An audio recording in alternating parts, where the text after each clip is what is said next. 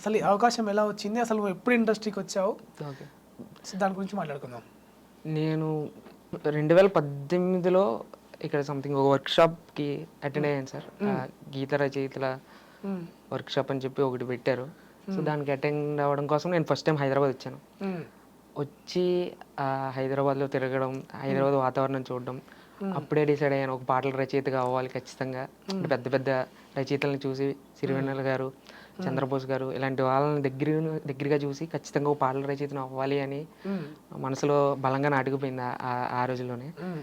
దాని తర్వాత 2020లో కోవిడ్ వచ్చిందనమాట. ఆ టైంలో ఖాళీగా ఉంటున్న సమయంలో నేను నా కాలేజ్ డేస్లోనే పాటలు ఎక్కువగా రాస్తుండేవాడిని. అంటే మా తోటి స్నేహితులతో కూర్చుని ఏదో సరదాగా ఏవో ట్యూన్స్ అనుకుని ఏవో పాటలు అనుకుని ఒక ఫ్రెండ్ ఒకటి మ్యూజిక్ చేసేవాడు, తెలిసిన ఒక అన్న పాటలు పాడేవాడు, నేను రాసేవాడిని. అలా ఏదో తెలియని తరం నుంచి ఏదో ఒక పాట అని, ఒక లయబద్ధంగా ఉంటుంది ఒక పాట అని, ఒక రాగం కట్టి ఏదో చేసేవాళ్ళం అనమాట. సో ఆ ఇంట్రెస్ట్ మనసులో బాగా నాటుకుపోయింది. దాని తర్వాత 2020లో అనమాట నేను ఈ పాటలన్నీ డైరెక్టర్ కౌశిక్ గారికి నేను పంపించాను అనమాట. ఏ డైరెక్టర్? చావు కబూర్ చల్లగా మూవీ డైరెక్టర్ కౌశిక్ గారు. అంటే నా మొదటి సినిమా చావు కబూర్ చల్లగా. ఆ మూవీ డైరెక్టర్ గారికి నేను పంపించాను అనమాట. పంపిస్తే ఆయన అవి చూసి వెంటనే నెక్స్ట్ డే నాకు రిప్లై ఇచ్చారు. చాలా బాగా రాస్తున్నావు బ్రదర్, ఖచ్చితంగా ట్యూన్ ఉంది, మనం ఖచ్చితంగా వర్క్ చేద్దాం అని చెప్పారనమాట. అలా ఆయన చూడడం అలా చెప్పడానికి కారణం కోవిడ్ అనమాట. కోవిడ్లో అందరూ తిని పడుకుని ఖాళీగా ఏం చేయలేని పరిస్థితిలో ఉన్నారు కదా. ఆ టైంలో నేను ఆయన పంపడం ద్వారా ఆయన చూడగలిగాడు. అదంతా నా అదృష్టం అనుకోవాలి. సో అలా జరిగింది. ఆయన దాని తర్వాత ట్యూన్ పంపారు. ట్యూన్ పంపితే నేను రాశాను. అంటే అపరిపక్వత అంటారు కదా, ఇమ్మెచ్యూర్ లిరిక్స్ అనమాట అవన్నీ. ఎప్పుడు ఇది 2020 ఏప్రిల్ 21న నాకు ట్యూన్ వచ్చింది. అప్పుడు మొదలు పెట్టాను అనమాట. ఒక 2 నెలలు ఎన్ని వర్షన్స్ రాశాను నాకే తెలీదు. రాయడం అవి అసలు ఒక మీటర్లో ఉండి సెట్ అవ్వే లిరిక్స్ అయితే కాదు, అవి ఒక మీటర్లో లేని లిరిక్స్ అవన్నీ. బట్ రాసేవాడిని. రాసి ఆయన పంపిస్తుంటే ఆయన పేషెన్స్కి మెచ్చుకోవాలి, ఆయన సహనానికి. ఆయన ఏంటంటే బ్రదర్ ఇలాగ బాగాలేదు, ఇంకొకటి నెక్స్ట్ ఇంకొకటి అని అంటుండేవారు. నాకు ఆ ప్రాసెస్లోనే పాట ఎలా రాయాలి అన్నది అలవాటు పడింది అనమాట. చాలా వర్షన్స్ రాశాను. ఒకనొక రోజున బ్రదర్ మనం మళ్ళీ నెక్స్ట్ టైం ఎప్పుడైనా వర్క్ చేద్దాం, ప్రస్తుతానికి ఇవి సెట్ అయ్యేలా లేదు, ఎప్పుడైనా ఫ్యూచర్లో వర్క్ చేద్దాం, బట్ నువ్వు ఎక్కువ టైం కూడా తీసుకోకు, నీ టైం వేస్ట్ నా టైం వేస్ట్ అని ఆయన చెప్పారనమాట. సో అప్పుడు నేను అనుకున్నా, అయ్యో దగ్గర ఒక 2 నెలలు కష్టపడ్డా ఆ పాటల కోసం. ఆ లిరిక్స్ అయితే నా దగ్గర లేవన్నా, బట్ అడగండి కష్టపడ్డా, బట్ అది అవ్వలేదు. బట్ అది అయిన తర్వాత ఒక 2 నెలల తర్వాత ఏదో ఒక సందర్భంలో మళ్ళీ ఏదో ఒక కాంటాక్ట్ అయ్యాం ఇద్దరం.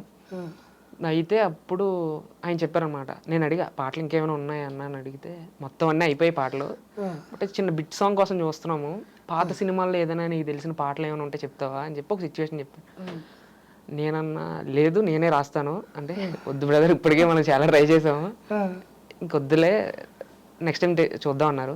లేదు నాకు ఒక్క అవకాశం ఇవ్వండి, నేను రాస్తా, ఒకవేళ వీలు అవ్వకపోతే ఎలాగో అవి ఆగిపోయింది కదా, ఇది కూడా ఆగిపోయినట్టే అని చెప్పా. అది ఎలా రాసాను నాకు ఇప్పటికే తెలియదు. ఒక వర్షన్ ఫస్ట్ నేను రాసిన ఫస్ట్ వర్షనే ఆ నెక్స్ట్ డే పంపించాను అనమాట ఆయనకి. లిరిక్స్ పంపిస్తే కరెక్ట్గా ఆయన ప్రొడ్యూసర్ పక్కన ఉన్నారు, బన్నీవాస్ గారు పక్కన ఉన్నారు. అండి కరెక్ట్గా లిరిక్స్ చూసి అద్రిపోయింది బ్రదర్, ఏంటిది నువ్వు రాసిందా లేకపోతే ఏదైనా పాత సినిమాలో పాట చెప్పాను కదా అది పెట్టావా అని అంటే, లేదు నేనే రాశాను అన్న అంటే, వెంటనే ప్రొడ్యూసర్గా చూసి చాలా బాగున్నాయి లిరిక్స్, ఇది ఓకే చేసేద్దాం, ఆ అబ్బాయిని ఎక్కడున్నా ఒకసారి రమ్మనంటే అని చెప్పారనమాట.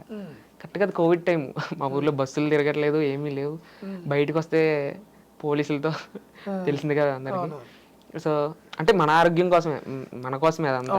బట్ నాకేంటంటే ఎలాగైనా వెళ్ళిపోవాలి హైదరాబాదు, ఎలాగైనా ఫస్ట్ అవకాశం కదా, కలవాలి ఆయన్ని అని కలవమన్నారు ఆయన. బట్ నాకు కలవడానికి వీలవ్వలేదు. ఒక 2 నెలల తర్వాత ఈ పాట ఇలాగే ఓకే అయిపోయింది. ఇది ఒక 2 నెలల తర్వాత ఆయన మళ్ళీ ఏదో సందర్భంలో అడిగారంట, ఆ పాట రాసిన లిరిక్ రైటర్ ఎక్కడున్నాడు, దూకుడు సినిమాలో మన శంకరం ఎక్కడున్నాడు అని అడుగుతాడు, అలాగా ఆయన అడిగాడు అనమాట. అడిగితే అప్పుడు ఈయన మళ్ళీ ఫోన్ చేశారు డైరెక్టర్ నాకు చేసి, నిన్ను మళ్ళీ అడుగుతున్నారు బన్నీవాస్ గారు ఒకసారి వస్తావా అని చెప్పి అడిగితే, నేను అప్పుడు డెసిషన్ తీసుకున్నాను. మా అమ్మగారికి ఇవేం తెలీదు. మా అమ్మగారికి అంటే ఎందుకో అక్కర్లేని చదువు అంటే వాళ్ళ ఉద్దేశాలు వేరేగా ఉంటాయి కదా, చదువుకుంటున్నావు ట్రాక్ మళ్ళీ తప్పుతుంది ఏంటి అన్న ఇదిలో అవును. మళ్ళీ అక్కడ బాధపడతారు అని ఒక బాధతో నేను ఆవిడకి తెలియకుండా నేను రాసి ఉన్నాను అనమాట పాటలు. సో ఆవిడ తెలియకుండా జరిగింది, ఏదో చిన్న పని ఉంది వెళ్ళి రావాలి ఖచ్చితంగా వర్క్షాప్ అన్నట్టు ఆవిడతో చెప్పి ఒక్క బస్సు ఉంది ఆ రోజు మండపేట నుంచి. సో అది తుమ్మితే చచ్చిపోతారు అన్న స్టేజ్ అనమాట, అది కోవిడ్ పీక్ స్టేజ్లో ఉన్న టైంలో. బస్ ఎక్కి ఆధార్ అవన్నీ చూపించి బస్ ఎక్కి నేను హైదరాబాద్ వచ్చాను. వచ్చిన తర్వాత ఇక్కడ మూవీ ఆఫీస్లోనే ఒక 4 days ఉన్నాను. 4th day తర్వాత ఆయన వచ్చి కలిశారు, బన్నీవాస్ గారు వచ్చి ఆశీర్వాదం, నేను ఏదో పెద్ద ఆయన ఉంటారు అనుకున్నానే, నువ్వు ఉన్నావేంటి ఇక్కడ అన్నట్టు ఆయన రియాక్షన్ ఇచ్చారు. సో చాలా బాగున్నాయమ్మా నువ్వు రాసిన పాటలు, ఇంకో పాట ఉంది నేను చెప్తాను అది నువ్వు రాయి అన్నారు. అదే కదిలే కాలాన్నడిగా అనే పాట ఆ సినిమాలో. సో అది రాశాను, అది ఒక కొన్ని నెలలు అలా జర్నీ. దాని తర్వాత పైన పటారం అనే పాట, అంటే ఈ సినిమాలో కొంచెం బాగా వైరల్ అయిన పాట ఇది, పైన పటారం అనే పాట. సో ఆ పాట రాయడానికి అవకాశం వచ్చింది, అది రాశాను. నేను ఫస్ట్ ఎప్పుడైతే 2 నెలల్లో వదిలేసానో పాట, అది కూడా నేనే ఫినిష్ చేశాను అనమాట చివరికి. ఒక 1 year నాకు పాట నేర్పించింది, పాట ఇచ్చింది, అన్నీ చేసింది చావకబూరు చల్లగా సినిమా. అంతా డైరెక్టర్ అండ్ ప్రొడ్యూసర్ ద్వారానే జరిగింది. అంటే అప్పటికే పాటలు అయిపోయాయి అన్నారు కదా, అంటే మీరు ఇంట్రాక్షన్లో. అంటే ఆయన ఏంటంటే ఎందుకు ఈ నెలగో రాయలేకపోతున్నాడు కదా, ఈయన టైం వేస్ట్, నాకు వర్క్స్ ఉంటాయి కదా నా టైం వేస్ట్ అనుకుని ఆయన ఉండుండొచ్చు. ఎందుకులే మళ్ళీ అంటే నేను బాధపడతాను ఎలాగో చివరికి, నేను రాయలేకపోతున్నాను చివరికి వచ్చి మళ్ళీ నన్నే బాధపడే ఇష్టం లేక ఆయన అలా చెప్పుండొచ్చు. కాకపోతే ఆయన సహనానికి మెచ్చుకోవాలి. నేను రాసిన ప్రతి దానికి, ప్రతి ఒక్క పంక్తికి, ప్రతి ఒక్క పదానికి కూడా ఆయన రిప్లై ఇచ్చేవాడు, ఇలా కాదు అలా కాదు ఇలా అంటూ రిప్లై ఇవ్వడం. ఏదో ఒక తెలియని తనం నుంచి పుట్టుకొచ్చినాయి ఆ పాటలు అవన్నీ. సో ఒకదాని తర్వాత ఒకటి అలా వర్షన్స్ దగ్గర 1 సంవత్సరం పాటు ఆయన బుర్ర నేను తినేయడం వల్ల, ఆయన సహనం వల్ల నాకు ఆ పాటలు రాసే అవకాశం వచ్చింది.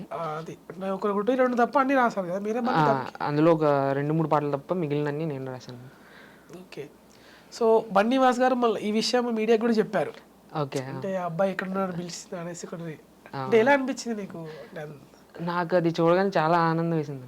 అంటే ఎవరో ఒక తెలియని వ్యక్తి ఏదో పాటలు రాయడానికి వస్తే ఆయన పిలిచి నువ్వు పాటలు రాయగలవు, నీకు అవకాశం ఇస్తాను, నువ్వు ఈ పాటే కాదు నెక్స్ట్ పాట కూడా రాయి అని చెప్పి అంటే ఒక పేరున్న బ్యానర్. గీతా ఆర్ట్స్ అంటే అది ఒక సామాన్యమైన బ్యానర్ అయితే కాదు. సో అటువంటి బ్యానర్లో ఎవడో తెలియని ఒక కొత్త వ్యక్తికి, అది కూడా ఒక కుర్రాడు, ఆడికి ఏమైనా వచ్చా, ఆడికి ఏమైనా జ్ఞానం ఉందా లేదా అనేది ఎటువంటిది చూడకుండా నువ్వు చెయ్యగలవు, నువ్వు ప్రయత్నించి రాయని ఒక నమ్మకంతో నాకు ఇచ్చారు. ఆ నమ్మకం నేను నిలబెట్టుకోగలిగాను ఆ సినిమాకి.